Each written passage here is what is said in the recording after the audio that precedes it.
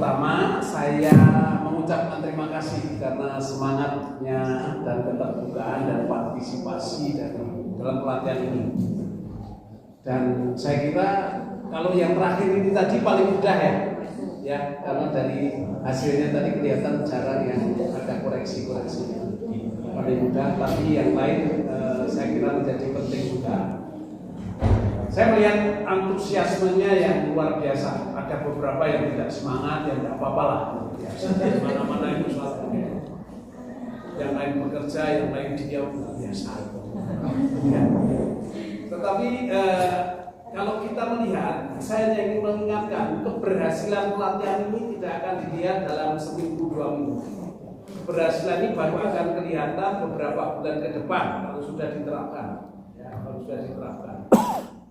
Dan nanti kita lihat apakah bisa dilakukan atau tidak. Hari ini sebenarnya kita tidak hanya belajar 5 metode pembelajaran, 4 metode pembelajaran. Ya, yang kelima itu paling sulit belum kita latihkan. Nanti saja kalau yang 4 sudah berjalan.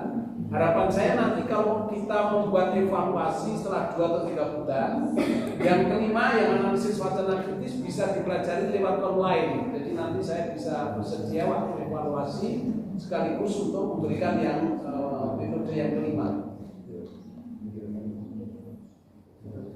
Nah, sebetulnya latihan ini kita sedang mengubah paradigma pembelajaran.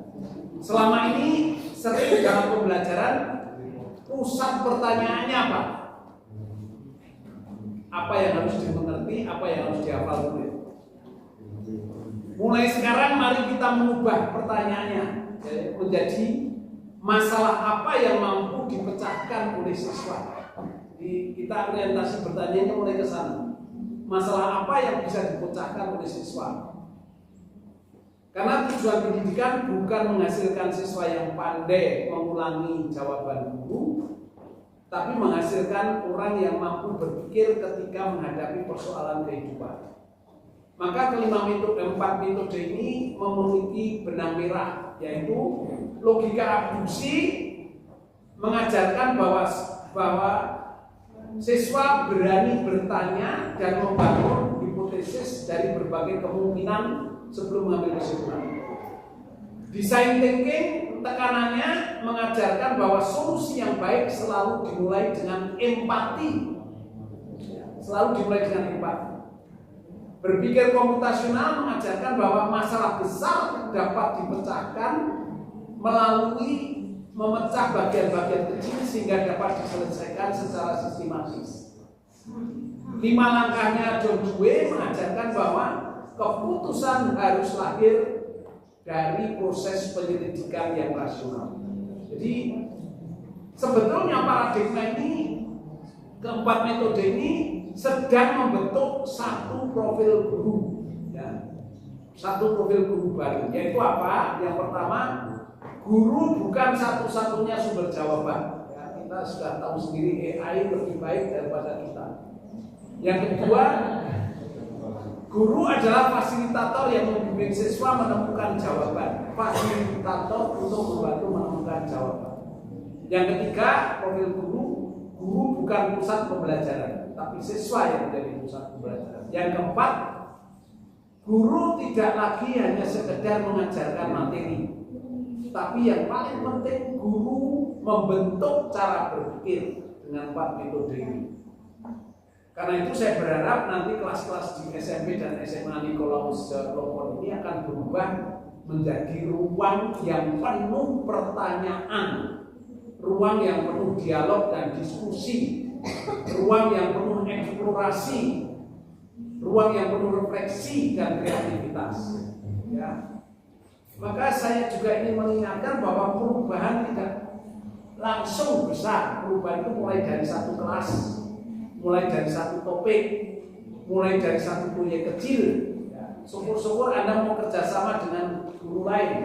Ya, di Regina Pacis itu ada guru fisika kerjasama dengan guru yang lain untuk bersama-sama mendesain bagaimana mengajar supaya hanya mengajar tentang menjatuhkan bola kecepatannya berapa supaya lebih menarik.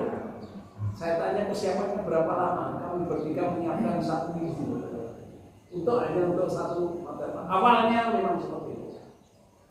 Maka selalu lakukan refleksi, memperbaiki, kemudian juga lakukan lagi perubahan-perubahan.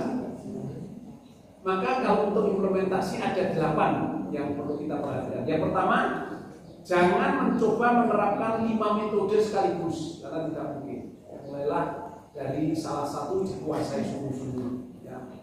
Misalnya kalau IPS mulailah dengan analis punyanya Dewey. Ya. Kalau yang IPA mulailah dengan berpikir komputasional, bahasa mulai dengan desain thinking, ya. Agama PPKN mulai dengan logika abusi misalnya seperti itu. Yang kedua, ubahlah cara bertanya dulu.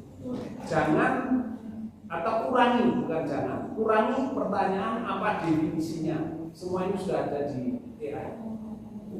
Perbanyak pertanyaan mengenai mengapa hal ini terjadi. Apa buktinya? Yang ketiga, apa alternatif penjelasannya? Siapa diuntungkan, siapa dirugikan? Ini aspek etisnya. Lalu apa solusi yang terbaik? Jadi pertanyaan-pertanyaan mulai diarahkan ke sana. Ya. Lalu jangan takut kelas menjadi ramai. Gitu. Jadi malah mau orang berdiskusi, kalau pas acaranya diskusi malah disuruh diam. Diskusi yang hidup bukan berarti kelas tidak terkendali, ini harus dikendalikan. Kelas yang baik bukan kelas yang hanya sunyi, tapi kelas yang baik adalah kelas yang siswanya mau berpikir. Maka jadikanlah masalah nyata sebagai bahan pembelajaran. Gunakan kasus dari lingkungan sekolah, media sosial, masyarakat, lingkungan hidup, perkembangan AI dan budaya digital. Semakin dekat dengan kehidupan nyata siswa, semakin bermakna pembelajaran. Yang kelima, nilailah jangan hanya hasilnya, tetapi proses berpikir, bukan hanya jawabannya. Dan berikan penghargaan, mulai berikan penghargaan pada siswa yang mampu bertanya, mampu berargumentasi, mampu bekerja sama, dan mampu merevisi pendapat setelah menemukan bukti baru. Karena di sini ini kadang-kadang ketidakmampuan untuk komunikasi itu juga menjadi menjadi masalah. Kadang-kadang orangnya pintar, tapi nggak bisa kerjasama. Ya, itu kesulitan juga kalau di dalam tim seperti di masa depan untuk pembelajaran. Yang keenam, bangun budaya refleksi. Di akhir pembelajaran selalu tanyakan apa yang saya pelajari hari ini, apa yang berubah dalam cara saya berpikir, apa yang akan saya lakukan setelah pelajaran ini. Jadi, refleksi adalah jembatan antara pengetahuan dan karakter. Jadi, refleksi itu jembatan antara pengetahuan dan karakter. Dan anjuran saya, belajarlah berkolaborasi antar guru, jangan malah bersaing. Anda tahu ya, kalau orang bersaing itu yang gak masuk akal pun dilakukan. Ya, ini jabatan pergi ke dukun ya. Itu kan ada 2 itu yang bersaing menyombongkan anjingnya. Anjing saya hebat, apa hebatnya? Kalau pagi sudah di depan pintu rumah menunggu tukang koran.